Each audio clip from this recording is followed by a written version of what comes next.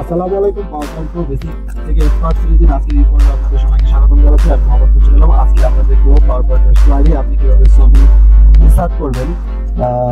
তো ইনসার্ট করার জন্য বিভিন্ন ওয়ে আছে। তো চলেন শুরু করা যাক আজকের ভিডিও। আমি দেখাবো কিভাবে ইনসার্ট করা লাগে, ছবি ইনসার্ট করা লাগে। প্রথমে আমি একটা ব্ল্যাঙ্ক স্লাইড দিলাম, ব্ল্যাঙ্ক স্লাইডে ব্ল্যাঙ্ক লেআউট দিলাম। তো ছবি ইনসার্ট করার জন্য প্রথমে আমি ফরম্যাট ব্যাকগ্রাউন্ডে যাচ্ছি। ফরম্যাট ব্যাকগ্রাউন্ডে গিয়ে এখানে স্টক অনলাইন ইমেজ থেকেও আমি ব্যাকগ্রাউন্ড হিসেবে আগে দেখাচ্ছি, ব্যাকগ্রাউন্ড হিসেবে দেখি। তো এই আমি শহর এয়ারক্রাফট শহর আমি ছবি নিলাম, এটা ব্যাকগ্রাউন্ড হিসেবে আছে। ছবিটা ব্যাকগ্রাউন্ড হিসেবে ইনসার্ট হয়েছে। এখন এখানে আমি একটা শেপ নিয়ে শেপের মাধ্যমে ছবিটা ইনসার্ট করতে চাচ্ছি। একটা শেপ নিলাম, রেক্টেঙ্গেল নিলাম, এটা আউটলাইন ডান করে দিব। এখন সেই শেপের ভিতর ঠিক ওইভাবেই ছবি ইনসার্ট করবো, আগে যেভাবে করেছিলাম ঠিক ওইভাবেই। এখন এই ছবিটা আছে এই শেপের ভিতরে, ঠিক আছে, ব্যাকগ্রাউন্ড হিসেবে নাই, আছে এই শেপের ব্যাকগ্রাউন্ড, কিন্তু স্লাইডের ব্যাকগ্রাউন্ড কিন্তু এটা না, এটা হচ্ছে শেপের ব্যাকগ্রাউন্ড।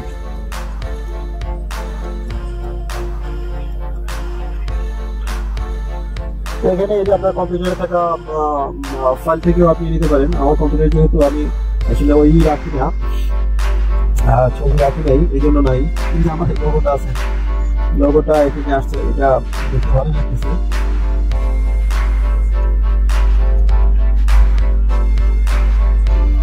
লোগোটা ট্রান্সপারেন্ট, এটারও ভিডিও নাই। এখন নিউ ফ্লাশ দিলাম। এখন এখানে একটা রেক্টেঙ্গেল আছে, রেক্টেঙ্গেলে নো নাম করে দিলাম। এখন যদি আমি এখানে যে পিকচার হিসেবে দিই, তাহলে যে দেখেন শুধুমাত্র পিকচারটুকু দেখা যাচ্ছে। এটা কিন্তু আগে বললাম যে এটা ট্রান্সপারেন্ট আছে, শুধুমাত্র লোগোটুকুই, এটার এমনিতে কোনো ব্যাকগ্রাউন্ড নাই। স্টকে নিয়ে যাই, এখানে একটা ছবি ইনসার্ট করে দেখেন। এভাবে আসলে আপনি বিভিন্ন শেপের ভিতরে ছবি ইনসার্ট করতে পারেন। তবে এই যেভাবে টেনে ছবি কখনো বড় ছোট করবেন না, এভাবে আপনার ছবির কোয়ালিটি নষ্ট হয়।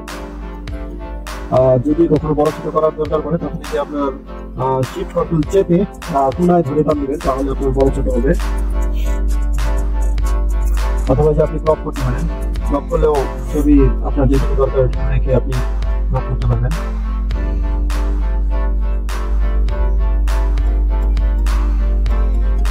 পিকচার ফরম্যাটে দিয়ে যাই। এখানে যে বিভিন্ন আছে, আপনার পিকচার ফরম্যাটে গিয়ে ওগুলো পরে দেখা যাবে। কালার কারেকশন, তারপরে আপনার ব্যাকগ্রাউন্ড পরে দেখাবো।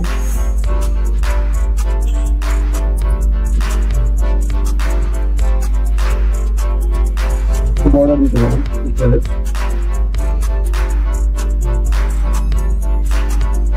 ছোট করে মনে হচ্ছে।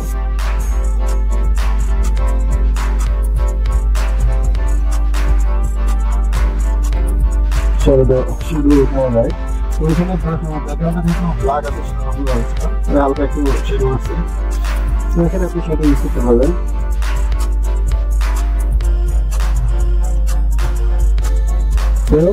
এবারে আপনি পিকচার নিয়ে কাজ করতে পারবেন। অর্থাৎ আপনার স্লাইডে কোনো শেপের ভিতরে যদি আপনার কখনো পিকচার ইনসার্ট করা লাগে, তখন আপনি এভাবেও করতে পারেন, অথবা সরাসরি ইনসার্টে গিয়ে পিকচার ইনসার্ট করতে পারেন।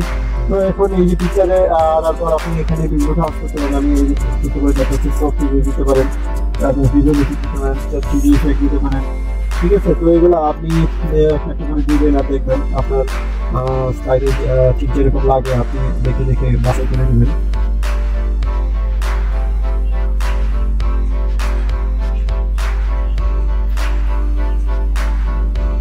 পাওয়ার পয়েন্ট অনেক স্মার্ট সফটওয়্যার, এটা আমরা সবাই জানি। এটা দিয়ে আপনার অফিসের এমন কোনো কাজ নাই যেটা করা যায় না পাওয়ার পয়েন্ট দিয়ে, সব রকম কাজ করা যায়।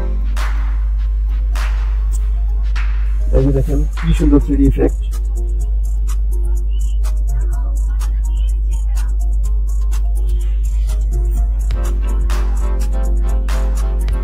তারপরে আপনি যে এই চাইল্ড টেক্সট এই ইফেক্টগুলো কাজে লাগাতে পারবেন। এখানে আপনি যে কোনো টেক্সট যদি ইনপুট করেন তাহলে করতে পারবেন।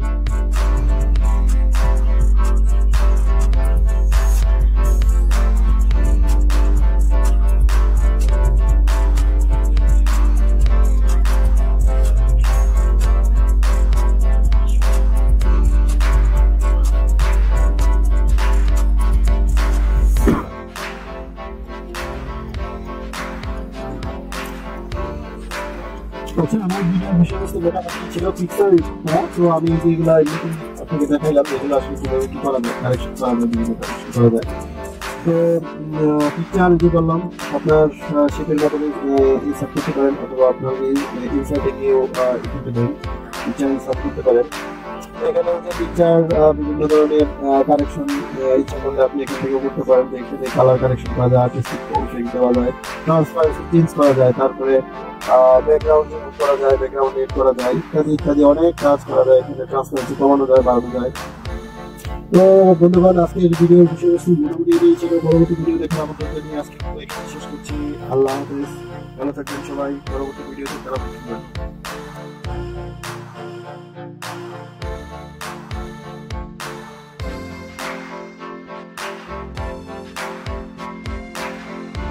Thank you.